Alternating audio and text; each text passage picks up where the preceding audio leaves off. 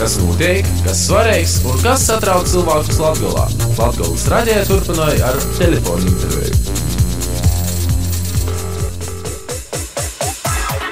Itogada martā Eiropas Reģionālos attīstības fonda līdzfinansēto projekta Daugavpils Universitātes studiju programmu kvalitātes uzlabošana un vides pieejamības nodrošināšana ietveros Daugavpils Universitātes muzikas un mākslu fakultātē, kā arī anatomijas un fizioloģijas laboratorijā tika veikta aprēkojuma īgoda. Ideja to šobrīd esmu sasazvanījusies ar Daugavpils Universitātes anatomijas un fizioloģijas katedras vadītāju pienākumu izpildītāju lektori Irēnu Kuņicku un ar Daugavpils Universitātes muzikas un mākslu fakultātes instrumentu spēles un muzikas teorijas katedras vadītāju profesoru Evaldu Dauguli. Sveicināti! Labdien! Labdien! Kādi un kāds aprēkojums tika pīgodots, vai tas reāli tiek jau izmantots? Aprīkojums tika piegādāts tātad mūsu anatomijas fizioloģijas katedrā, jau izvietots laboratorijās, un daļu aprīkojuma jau sākam izmantot arī nodarbībās. Jāsaka, ka tik liels īpirkums, atjaunojot materiālu tehnisko bāzi, mums jau nav bijis pēdējie 20 gadi. Tika īgodoti 5 koncertflīgeli, profesionāli akordioni, tāpat arī elektronisko instrumentu komplekts, un vēl nepieciešami skatuves aksesuāri, kas tiks izmantoti akadēmiskajā darbā, mākslinieciski radošajā darbā, kas ir mūsu studiju programma neatņemama sastāvdaļa. Un tāpat arī treniņiem gan studentiem apgūstot ikdieniškos vajadzības studiju kursu uzlabošanā, gan arī, piemēram, var domot, organizēt, var izvērst arī meistarklašu, arī starptautisku konkursu organizēšanu Daugavpils Universitātī. Mācot ar jaunu aparatūru, gan studentu zināšanas būs noteikti daudz labākas, viņiem būs interesantāk mācīties, viņi būs ieinteresēti veikt ļoti kvalitatīvus studiju darbus, un, protams, arī mācību spēkiem ir daudz interesantāk strādāt ar vērtīgu aparatūru, ar labu aparatūru, nevis vienkārši rādīt uz pirkstiem vai zīmēt uz tāfeles. Protams, jauni instrumenti, jauna materiālo bāze ir ļoti būtiska topušiem profesionālos izglītības muzikas skolotājiem un arī lidošanas skolotājiem. Un te ir tāda laba reklāma, lai piesaistītu jaunus studentus, jo projekta beigās ir plānots arī īgodoties ļoti kvalitatīvu profesionālu koncertu instrumentu, proti Stenveju. Līdz ar to arī tas bijis, acīm redzot, Latgales reģionā pašlaik pirmīs tāda veida instruments. Jo Latvija ir tikai daži, piemēram, Reigā muzikas akadēmija, Stradiņu universitātī, tāpat arī Madonā ir, Ventspilī un Līpojā, un šajā reģionā, acīm redzot, tas varētu būt viens no pirmajiem. Tā kā man jāsaka liels atbalsts paļģis mūsu administrācijai, kuri ar izpratni saprot, ka arī mākslas vajadzības, konkrēti muzika, ir ļoti nepieciešama, ir vajadzīga gan jaunos paudzes audzinošanā, gan arī vispār tāda cilvēka estētiskā tādā izkūpšanā.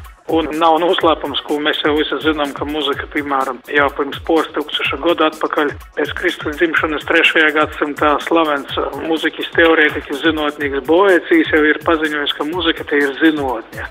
Un tā kā augšskolā ir zinātnis, tā sakot, alma mater, arī muziku mēs uzskatām arī atskaņotāju mākslu, kā zināmu zinātnis sastāvdaļa. Kuņickas kundze, sakiet lūdzu, kādos kursos ir izmantot šo aprēkojumu? Un nosauciet varbūt dažus piemērus, kādi instrumenti, ja tā var izsacētīs, ir pīgodoti šo projektu ietveros. Iepriekšējās aparatūra iekārtas bija jau daļēji novecojušas, vienkārši izgājušas no ierindas, un tāpēc mēs esam ļoti priecīgi, ka šis jaunais aprīkojums uzlabos studiju procesu. Tas uzlabos, protams, studiju kursu apguvi no vienas puses. Tātad profesionālā bakalaura studiju programmā fizioterapija, bakalaura maģistra programmās bioloģija, arī vidējās izglītības skolotājiem, kas mācīs bioloģiju un ķīmiju Un no otras puses tas arī uzlabos katedras docētāju un arī studējošo zinātniski pētnieciskā darba kvalitāti. Jo mācību procesā ir ne tikai svarīgi apgūt kaut kādus noteiktus studiju kursus, bet ļoti svarīgi ir iemācīties pētīt. Un tieši šajā pētnieciskajā darbā tad būs vairāk iespēju. Piemēram, cilvēka anatomijas un reģionālās anatomijas studiju kursa apgūves uzlabošanai ir iegādāts, piemēram, skelets, dažādu muskuļu mulāža, zoba mulāža. Mulāža tas ir, liels zobs, kuram var atvērt arī iekšpusīti un paskatīties, kas tur ir. Tad cilvēku fizioloģijā, piemēram, ļoti interesants ir sirds modelis, kurā var iepildīt arī šķidrumu. Tas parādīs, kā tiek sūknētas asinis caur sirdi, jo līdz šim tas bija tikai jāiedomājas, bet tagad to varēs arī redzēt. Jauns aparāts ir ķermeņa kompozīcijas analizators, kurš var noteikt ķermeņa tauku saturu, ūdens saturu, kaulu masu dzīvajā organismā. Un savukārt tādā veidā tad turpmāk cilvēks var mainīt savu uzturu, var mainīt savu fizisko aktivitāti, lai uzlabotu šos rādītājus. Tad ir jauni, moderni asinsspiediena mērīšanas aparāti. Ir tāda vienkārša lietiņa kā soļu skaitītāji, chronometri, rokas dinamometri spēka noteikšanai. No sarežģītākajiem aparātiem ir vēl podometrijas iekārta. Arī mums tāda līdz šim nav bijusi. Ar to varēs noteikt cilvēka pēdas stāvokli un arī analizēt, kā pēda piespiežas plaknei, grīdai, staigājot. Tas arī ir ļoti svarīgi, jo stājas gaitas analīze ir svarīga, lai novērtētu cilvēkam ne tikai, mugurkaula stāvoklis, bet arī citu orgānu darbību. Mēs esam ļoti lepni par savām jaunajām masāžas kušetēm. Mums ir 8 kušetes, uz kurām jau notiek mācību process, un gan studiju kursa vadītāji, gan arī studenti atzīmē, ka ir daudz kvalitatīvāk mācīties uz jaunajām kušetēm. Kaut vai tāds sīkums, kurām var regulēt augstumu, nolaist zemāk, cilvēks vai pacients vai slimnieks uzkāpj uz šīm kušetēm, tad viņi paceļ uz augšu. Vajadzīga augstumā un arī fizioterapeits, kas mācās masāžu, arī viņš stāv pareizi, jo kušeti var novietot atbilstoši viņa auguma. Tas ir par galvenajiem aparātiem. Protams, šīs tehnikas vienību ir ap 180, tā ka par visām nemaz pastāstīt nav iespējams. Paldies, Kuņeckas kundze, bet tagad sakiet lūdzu, vai aprēkojuma Ingoda paaugstinās Daugavpils Universitātes studentu un vicēpspēku konkurētspēju?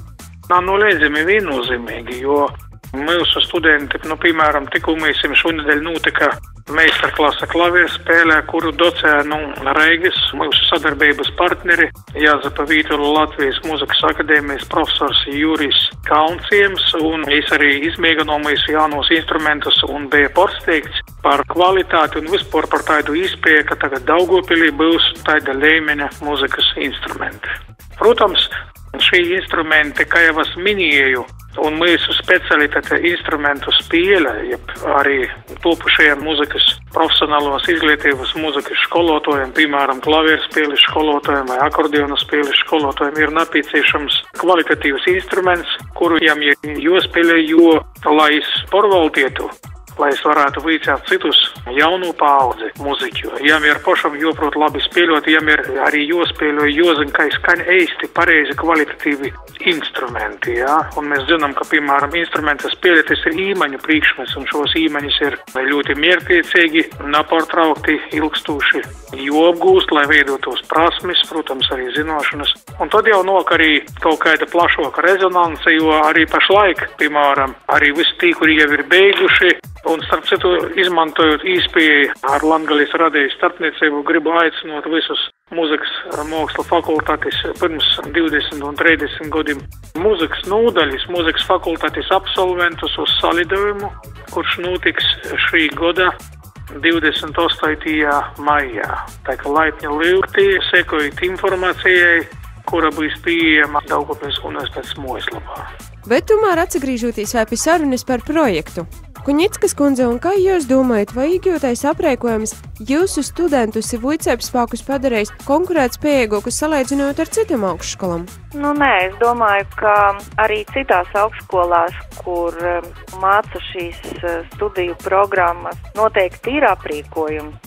Iespējams, ka mums šis aprīkojums šobrīd ir mazliet labāks, bet domāju, ka svarīga, protams, ir arī aprīkojuma kvalitāte, bet arī mācību spēku, izglītība, mācību spēku, mācīšanas kvalitāte. Un tā mūsu universitāte ir augsta, bet es domāju, ka arī citās augšskolās ir ļoti labi mācību spēki. Paldies, bet atsagrīžoties pie projekta ietvaros iegūto aprēkojumu, lai ar to strādātu, vai bija nepieciešama papildus apmācība?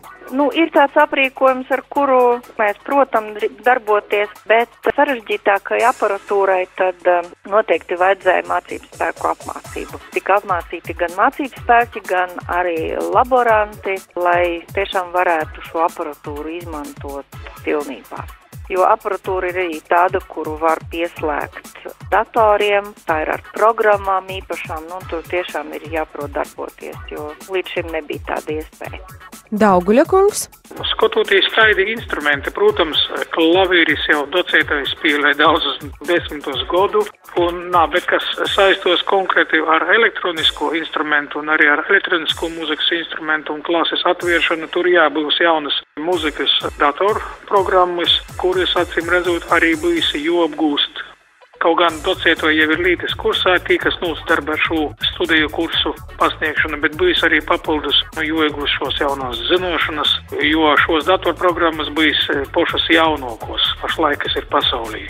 Tas nozīmē, ka mēs būsim kaut kur zināmā mērā varbūt sūlieti priekšā kādu laiku varbūt citam mācību īstodiem.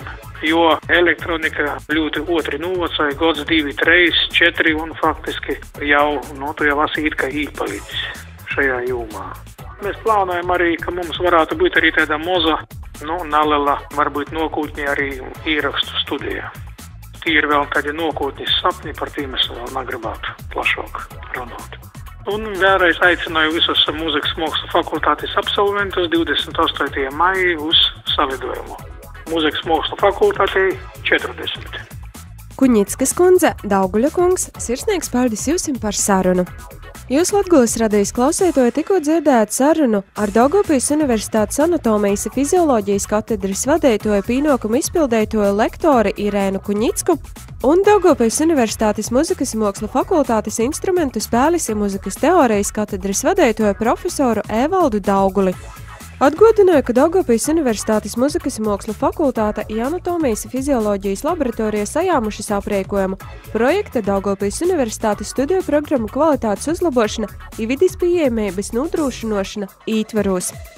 Ito projektu kopējos izmaksas ir 16,7 miljoni latu, no tim Eiropas reģionālos attīstības fonda finansējums 14,2 miljoni latu, valsts budžeta finansējums 1,19 miljoni latu, Daugavpils Universitātes līdzfinansējums 1,31 miljonus latu.